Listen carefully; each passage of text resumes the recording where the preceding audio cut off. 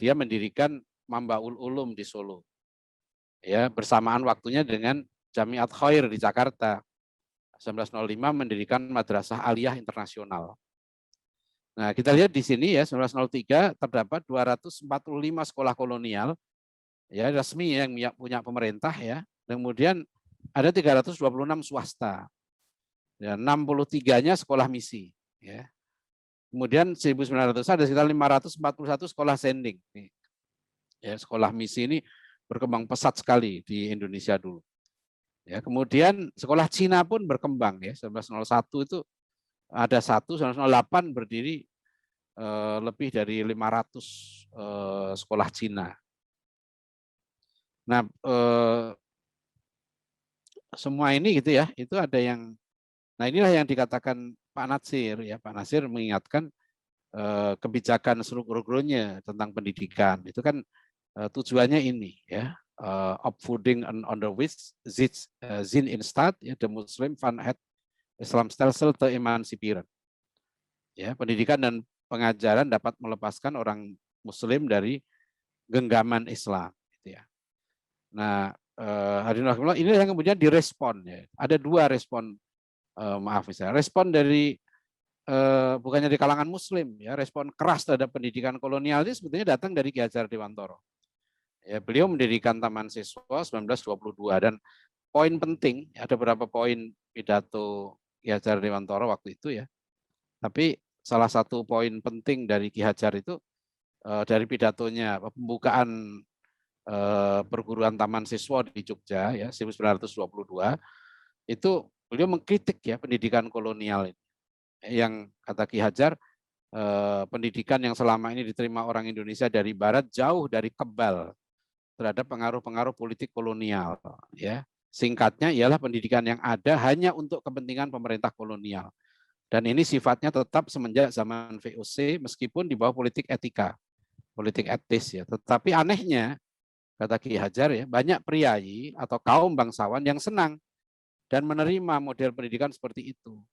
Dan mengirimkan anak-anak mereka ke sekolah yang hanya mengembangkan intelektual dan fisik. Ya.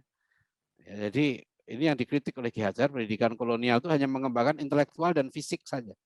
Dan semata-mata hanya memberikan surat ijazah yang hanya memungkinkan mereka menjadi buruh. Nah ini yang dikritik oleh Ki Hajar ya waktu itu tentang pendidikan kolonial. Nah, kemudian kita perhatikan nih. Nah, disitulah kemudian muncul respon, ya, respon dari para tokoh, ya, pendidikan kita, ya, tokoh-tokoh nasional, ya. Kalau para ulama sudah jelas. Respon pertama tentu dari kalangan pesantren, karena sejak kekalahan, ya, kekalahan militer lah, ya, dalam perang Diponegoro, ya, para ulama kemudian konsentrasi membangun pondok-pondok pesantren. Ya, mereka membangun seperti pesantren Langitan. Ya, saya pernah beberapa pesantren yang saya kunjungi ya, seperti Sidogiri, Langitan, kemudian pesantrennya Kiai As'ad Situbondo itu berdiri 1910. Ya, jadi 1908 Kiai Ahmad Dahlan mendirikan 1912 Kiai Ahmad Dahlan mendirikan Muhammadiyah. Ya, 1918 Kiai Ahmad Dahlan mendirikan Weksul, ya, Sekolah Guru Muhammadiyah. Beliau menandingi gitu ya sekolah gurunya Frans van Lith. Karena waktu itu di Muntilan sekolah guru swasta yang diakreditasi disamakan oleh pemerintah kolonial itu sekolah guru Katolik Frans van Lith di Muntilan. Sekarang menjadi SMA Van Lith di Muntilan. Kalau di Jalan Gunung Sahari Senen itu ada SMP Van Lith. Nah, Van Lith ini luar biasa karena dialah orang Belanda pertama gitu ya yang mampu membaptis massal. Jadi pertama kali orang Jawa masuk Kristen massal itu 1904. Ya, waktu itu ada 171 orang Jawa yang dibaptis di Sendangsono. Itu 1904. Nah, Van Lith ini hampir semua anak muslim yang masuk ke sekolah gurunya Van Lith ini hampir semuanya masuk Katolik. Itu bisa kita baca di bukunya Frans van Lith itu ya. Hampir semuanya masuk Katolik dan yang terkenal namanya Sugiyo Pranoto. Sugiyo itulah uskup pribumi pertama. Dia cucu seorang kiai kiai di Jogja namanya Kiai Pujo. Jadi dulu kan Belanda itu menetapkan pendidikan yang paling ideal itu kan sekolah guru atas sampai tahun 60-an itu masih menjadi pendidikan yang paling favorit ya, sekolah guru atas itu. Yang melahirkan nanti Ibu Sud dan lain-lain itu dari sekolah guru atas itu. Nah, kita pun dulu begitu, makanya pondok-pondok pesantren kita kan bikinnya sekolah guru. Kalau Gontor kan pendidikannya Kuliatul Mu'alimin, ya, kuliah guru. Persis punya Kuliatul Mu'alimin, sampai sekarang masih. Ya, itu Muhammadiyah membuat sekolah guru Muhammadiyah. Karena waktu itu Ki Hajar Dewantara pendidikan tertingginya kan Taman Pamong, dari Taman Indria, Taman Muda, Taman Dewasa, Taman Pamong, Taman Guru. Karena menurut Ki Hajar tugas guru itu ngemong kan, murabi, pastur, bahasa Latinnya kan pastur itu ngemong. Ya, itu mengasuh, gembala gitu, pastur itu. Nah, Pak Nasir sama, Pak Nasir membuat pendis ya. Bahkan yang menarik nanti dari perjalanan Pak Nasir menolak waktu itu untuk dapat beasiswa kuliah di kampus Belanda. Kuliah di Jakarta sekolah hukum maupun di Belanda sekolah ekonomi. Pak Nasir menolak dan Pak Nasir memilih jalan yang tidak lazim. Sebagai intelektual muda lulusan SMA Belanda yang hebat, Pak Nasir malah memilih berguru langsung dengan Hasan, Syekh Surkati dan terutama dengan Haji Agus Salim. Ya. Nah, itulah yang menarik nanti ya, karena model pendidikan yang dijalani oleh Pak Nasir, Buya Hamka, ya, itu model pendidikan yang betul-betul asli Indonesia. Dan ternyata mereka menjadi tokoh-tokoh hebat. Ya, dan itu semua peran gurunya. Kita bisa baca buku 100 tahun Haji Agus Salim ya, di mana Buya Hamka sangat berterima kasih karena dinasihati Haji Agus Salim supaya jangan lama-lama di Mekah. Buya Hamka itu di Mekah hanya 7 bulan dan disuruh pulang oleh Haji Agus Salim. Kata Haji Agus Salim, kamu 20 tahun di Mekah, nanti pulang jadi tukang baca doa. Jadi itu menarik, Buya Hamka berterima kasih atas nasihat Haji Agus Salim. Jadi mereka tokoh-tokoh kita ini ya mendalam pendidikan yang hebat. Nah, ini konsep pendidikan Pak Nasir nih, konsep pendidikan integral ya, yang tujuannya membentuk manusia yang sempurna ya. Nah, ada hal yang menarik yang ini saya kira menjadi pemikiran kita ya. Tokoh-tokoh kita ini itu sebelum Indonesia merdeka, yang mereka pikirkan pertama itu pendidikan. Ini hasil keputusan Majelis Syuro Muslimin Masyumi ya. Masyumi itu ada 2 babak ya. Nanti Masyumi yang waktu dipimpin pemimpin tertingginya Kiai Haji Hasyim Asy'ari ya, tahun 44 itu pernah mengadakan musyawarah dan melahirkan 2 keputusan penting. Ya, satu membentuk barisan mujahidin dengan nama Hizbullah. Yang kedua mendirikan perguruan tinggi Islam dengan nama Sekolah Tinggi Islam. Nah, 7 tahun sebelum berdiri ya, Pak Nasir sudah menulis makalah, judulnya sama persis, STI, Sekolah Tinggi Islam. Jadi Pak Nasir itu lulusan SMA ya, tapi berpikirnya sangat jauh ke depan ya. Istilah saya itu Pak Nasir tidak kuliah di perguruan tinggi, tapi menjalani proses pendidikan tinggi yang ideal. Karena beliau dididik langsung oleh guru-guru terbaik pada zamannya ya. Nah, kemudian dibentuk STI. Nah, kalau kita perhatikan misalnya, Sekolah Tinggi Islam itu ketua panitianya Muhammad Hatta dan sekretarisnya Pak Nasir. Ini tokoh-tokoh ini ya sudah berdebat tentang Islam dan negara ya. Kalau kita lihat Pak Nasir dan Bung Karno sudah berdebat panjang gitu ya. Tapi ketika tentang perlunya Universitas Islam, mereka bertemu ya. Nanti Bung Karno itu hadir waktu peresmian STI. Jadi kampus swasta pertama di Indonesia itu berdiri 8 Juli, jadi 40 hari sebelum proklamasi kemerdekaan. Ya.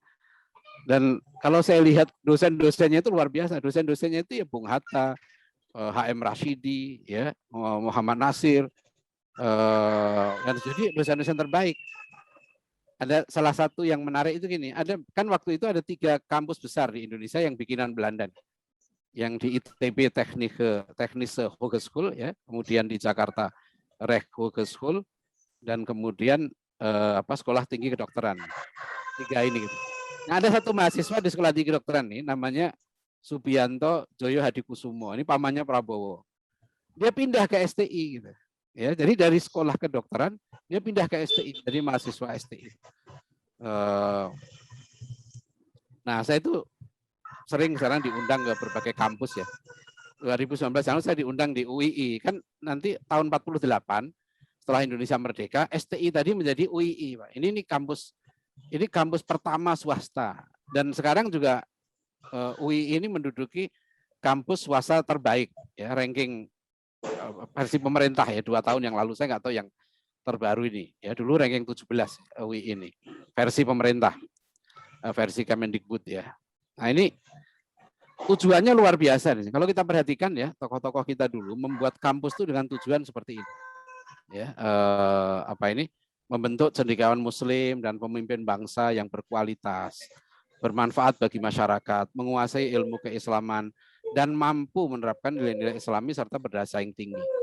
2, melahirkan pemikir-pemikir yang dapat memberikan konsep rahmatan lil alamin. Ya, 3, mengembangkan dan menyebarluaskan pengetahuan, teknologi, budaya, sastra, dan seni yang berjiwa Islam. 4, berperan aktif membangun masyarakat dan negara Republik Indonesia yang adil dan makmur, serta mendapat ridho Allah SWT. 5, mendalami, mengembangkan, dan menyebarluaskan pemahaman ajaran agama Islam untuk difahami, dihayati, dan diamalkan oleh warga universitas dan masyarakat. Nah inilah yang sebetulnya luar biasa ya, visi ke depan. Jadi sebelum kita merdeka gitu ya, tokoh-tokoh kita itu yang didirikan dulu itu kampus ya, yang didirikan itu sebelum memproklamasi kemerdekaan, mereka pikirkan pendidikannya dulu. Nah inilah yang perlu ya. Kemudian Pak Nasir mendirikan banyak kampus Islam ya, yang menurut saya sekarang ini masih dalam tahap ya berjuang untuk menjadi kampus terbaik di Indonesia ini.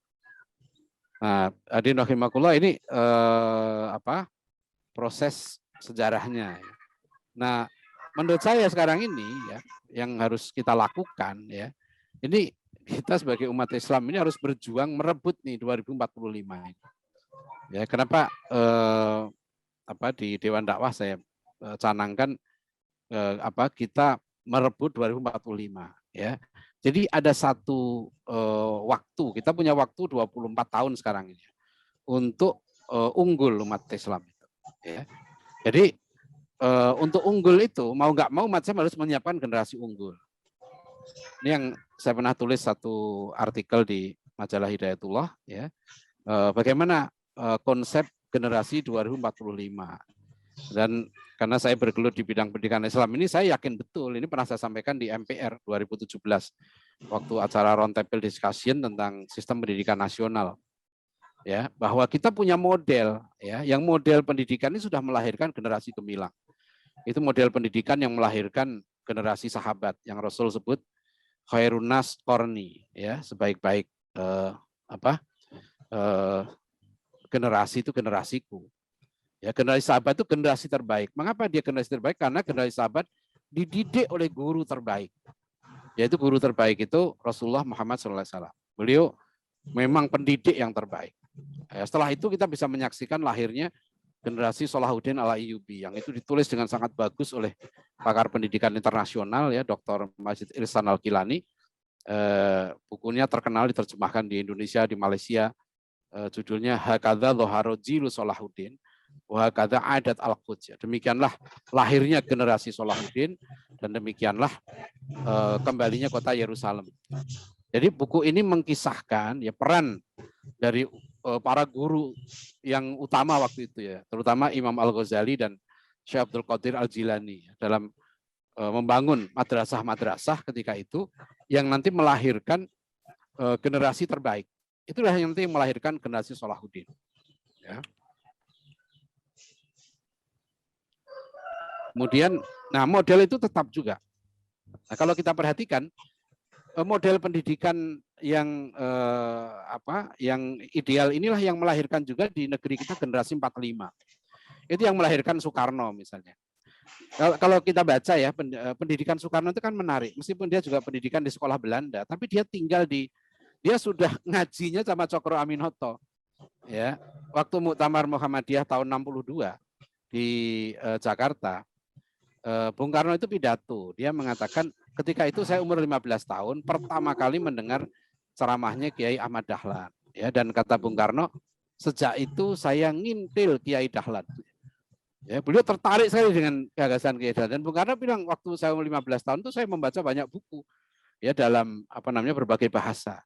Tapi mentornya Bung Karno jangan lupa itu Cokro Aminoto. Buya Hamka itu ya, setelah dia balik nanti ke Sumatera Barat, Buya Hamka itu pernah merasa jenuh belajar agama di Sumatera Barat. Akhirnya beliau ke Jogja. Dan di sana di Jogja itu Bung Karno salah satunya berguru juga kepada Cokro Aminoto. Ya, berguru kepada Ki Bagus Hadikusumo, Ketua Muhammadiyah. Kemudian beliau juga berguru kepada kakak iparnya sendiri, ya, namanya Buya Sultan Mansur.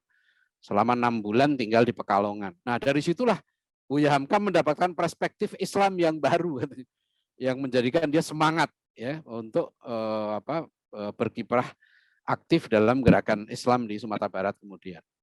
Jadi peran guru ini luar biasa ya dalam proses generasi ya seperti Buya Hamka, ya kemudian Muhammad Nasir, ya siapa kalau kita lihat misalnya Kiai Hasyim Asy'ari itu murid dari Kiai Soleh Darat. Kiai Soleh Darat Semarang itu memang guru yang sangat hebat. Ya, beliau itu riwayat Kiai Soleh Darat kalau kita lihat ya, mau pulang ke Indonesia aja nggak boleh waktu itu oleh Imam Mekah, oleh Amir Mekah itu nggak boleh, dihalang-halangi sampai akhirnya Kiai Soleh Darat itu diselundupkan di peti barang, ya naik kapal, baru kemudian beliau bisa keluar dari Mekah. Karena beliau ulama hebat waktu itu. Ya, jadi nanti tokoh-tokoh kita ini memang ya Kiai Soleh Darat itu guru dari siapa? Kiai Hasyim Asy'ari dan Kiai Haji Ahmad Dahlan itu. Nah, itu generasi. Nah, generasi 45 ini mau tidak mau dimanapun juga kalau kita mau nanti menyusun peta jalan pendidikan kita sendiri, ya harus kalau bahasa Imam Al-Ghazali itu kita harus melahirkan satu lapis ulama baru. Itulah sebetulnya yang disebut sebagai satu lapis guru. Nah, Pak Nasir suka sekali ngutip kata-kata Dr. Nieuwenhuis yang mengatakan kemajuan suatu bangsa ditentukan oleh sekelompok guru yang ikhlas berbuat untuk bangsanya. Nah, jadi mau jungkir balik konsepnya kayak apapun pendidikan kita, tapi kalau kualitas gurunya gitu ya nggak mumpuni, nggak bisa. Ya, jadi ini nanti sendiri tapi nah kita punya landasan yang sangat kuat sebetulnya. Saya berterima kasih terus terang satu pasal ini amandemen ya, hasil amandemen ya. Tapi ini bagus banget nih hasil amandemen pasal 31 ayat 3 ini. Yang jelas sekali bahwa pemerintah mengusahakan dan menyelenggarakan satu sistem pendidikan nasional yang meningkatkan keimanan dan ketakwaan serta akhlak mulia dalam rangka mencerdaskan kehidupan bangsa yang diatur dengan undang-undang. Ini luar biasa. Sebetulnya dengan konstitusi ini yang ditunjang oleh Undang-Undang Pendidikan Nasional kita nomor 20 tahun 2003 dan Undang-Undang video akhirnya kelihatan di sana gitu. Nah, itu sudah nggak perlu ada dikotomi ya. Dan salah satu kata kunci di sini ya itu akhlak. Ini yang saya pernah tanyakan ya kepada asisten khusus Mendikbud ya bidang pendidikan karakter gitu ya. Waktu Mendikbudnya itu masih Pak Muhadjir Effendi, waktu kami diundang diskusi di PKS ya di DPP PKS. Pada beliau saya tanya waktu itu, kenapa sih pemerintah tidak mau menggunakan istilah pendidikan akhlak? Saya tidak bicara definisi. Ya, di konstitusi kita itu nggak ada istilah karakter. Yang ada itu istilah akhlak. Ya. Dan akhlak ini dalam Islam sangat sentral peranannya karena Rasulullah diutus untuk menyempurnakan akhlak. Dan akhlak ini sebetulnya kunci kemajuan kita, ya. Kalau dibentuk ya karena semua prestasi peradaban Islam bahkan sains dan teknologi yang pernah umat Islam pernah memimpin sains dan teknologi selama 700 tahun ya. Itu ya bisa dikatakan semuanya sudah dilampaui oleh barat sekarang ini. Tetapi yang nggak mampu dilampaui oleh barat sekarang ini adalah soal akhlak ini. Ya, Islam itu bukan hanya melahirkan ilmuwan yang ensiklopedik ya seperti Abu Rayhan Al-Biruni, Ibnu Haytham gitu ya. Tapi yang luar biasa adalah Islam itu melahirkan ilmuwan-ilmuwan yang akhlaknya tinggi. Ya, kita baca kisah hidupnya Ibnu Haytham. Beliau menulis sekitar yang ditemukan sekitar 180 buku karya Ibnu Haytham itu. 40 judul diantaranya tentang matematika. Tetapi Ibnu Haytham itu menulis satu kitab juga, ya. Kitabnya Ibnu Haytham itu ini sudah terjemahkan dalam bahasa Indonesia oleh Dr. Usep ini ya. Pendidikan akhlak, ya. Jadi judulnya Takdzibul Akhlak. Dan Ibnu Haytham ini merumuskan konsep pendidikan akhlak yang luar biasa. Beliau mendahului Imam Al-Ghazali. Ibnu Haytham ini meninggal 1038, Imam Al-Ghazali meninggal 1111 Masehi.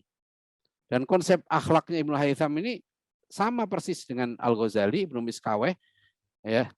Bagaimana bahwa akhlak itu adalah sikap jiwa yang kokoh yang melahirkan perbuatan tanpa dipikir lagi. Nah, itu yang istimewa lagi Ibnu Haytham ini, akhlak itu menyatu dalam dirinya, akhlakul karimah. Ya, dalam riwayat hidupnya Ibnu Haytham itu pernah diminta oleh gubernur Syria untuk menerjemahkan kitab pengobatannya Galen, ya, dari Yunani. Dia digaji 100 dinar sebulan. Ya, 100 dinar itu kalau kita ukur dengan sekarang berapa satu dinar itu kan 4,25 gram emas. Ya, itu apa namanya? 400-an gram, ya, berapa itu? Berapa juta gaji apa namanya? Untuk menerjemahkan kitab Galen itu. Tapi yang menarik, Ibnu Haytham itu nggak mau menerima gaji itu karena dia bilang saya kebutuhan saya sebulan hanya 4 dinar. Jadi dia digaji 100 dinar nggak mau, hanya mau menerima gaji 4 dinar itu. Ya. Itu kalau kita sekarang ditawari gaji 100 dinar gitu ya, terus hanya mau menerima 4 dinar itu dianggap orang nggak normal itu sekarang. Tapi dulu ulama-ulama kita, ilmuwan kita punya akhlak, itu termasuk Abu Rayhan Al-Biruni. Ya. Ini, nah sekarang Adian, ya, mohon maaf, menarik, tapi saya ditugaskan sebagai moderator untuk jadi pengatur waktu juga. Iya. Ada 5 menit lagi, Pak. Jadi 17.10 akan dilanjutkan dengan diskusi tanya jawab biar lebih interaktif. Ya, terima kasih Pak moderator. Jadi sama nanti ya kalau kita lihat ya definisi Al-Ghazali tentang akhlak ini. Kenapa ini saya tekankan? Karena ini yang sebetulnya kunci kebangkitan kita itu di sini. Ya, jadi kalau pendidikan mau diubah apapun ya, Imam Umar bin Khattab sudah merumuskan itu, modelnya itu sudah dirumuskan Umar bin Khattab. Ya, ta'addabu tsumma ta'allamu, ya. Apa namanya? Beradablah kamu, berakhlak mulialah kamu, kemudian berilmulah kamu. Jadi para ulama kita dulu semua dalam konsep pendidikannya itu tidak tidak mengizinkan ya anak didik itu diajar ilmu yang tinggi, kecuali dipastikan akhlaknya mulia. Ya, ibadahnya sudah benar. Ya, bahkan para ulama dulu kadang ada yang mendidik anak-anaknya di rumah, ya itu 20 tahun. Ya, mereka setelah baik akhlaknya, baik adabnya, baik ibadahnya, baru mereka kirim keluar. Saya sering mencontohkan sebetulnya IPB punya konsep ini yang bagus, konsep TPB. Ya, jadi konsep TPB itu karena anak saya juga saya dulu kan angkatan 21, anak saya angkatan 51. Tapi ternyata konsep TPB-nya masih sama, cuma bedanya berasrama gitu. Sebetulnya konsep TPB itu konsep pendidikan adab.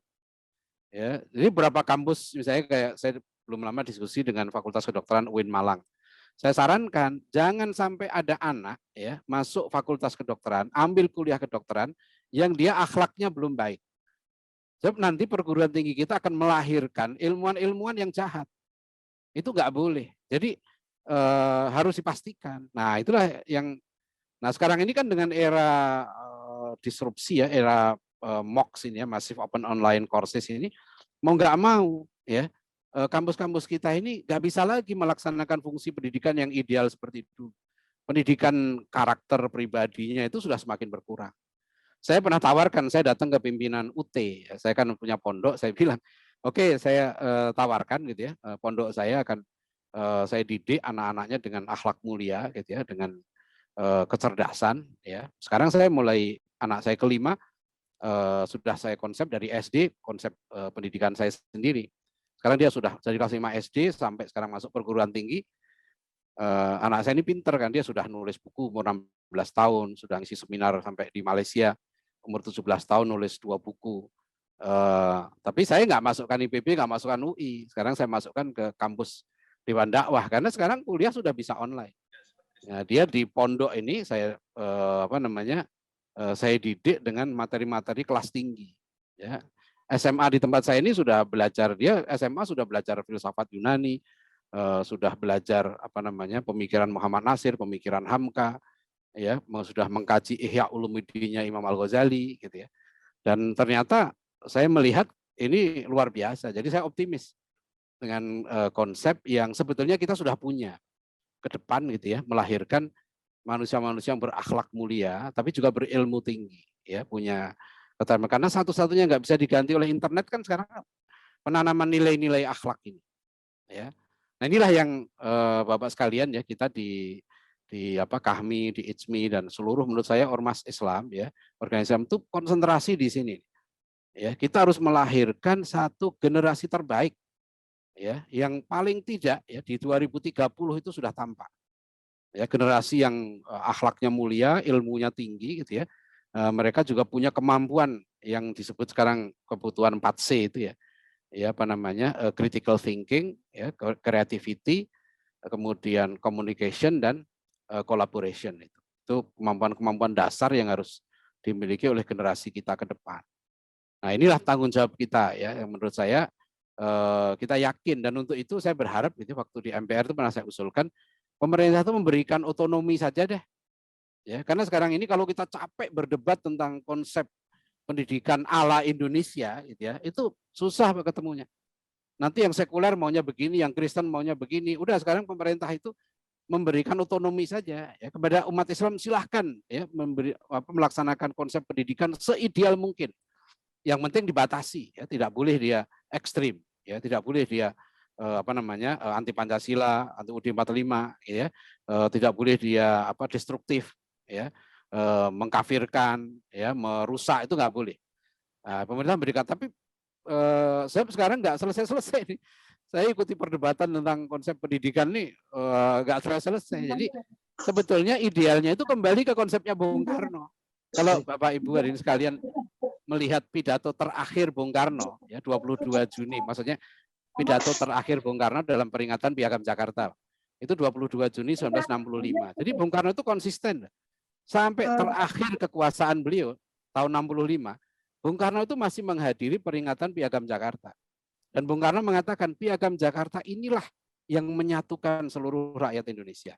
Sebetulnya konsep Piagam Jakarta ini konsep otonomi sebenarnya. Semacam konsep federasi gitu ya. Jadi kamu yang mau sekuler silakan deh bikin sekuler gitu. Kalau berdebat udah nggak selesai-selesai nih. Yang Islam ayo buktikan nih. Ya, misalnya sekarang HMI, ayo HMI buktikan punya universitas terbaik. Pak Ustadz Adian. Ya, terima kasih. Ya, sudah cukup ya. Assalamualaikum warahmatullahi wabarakatuh. Waalaikumsalam warahmatullahi wabarakatuh. Ini sangat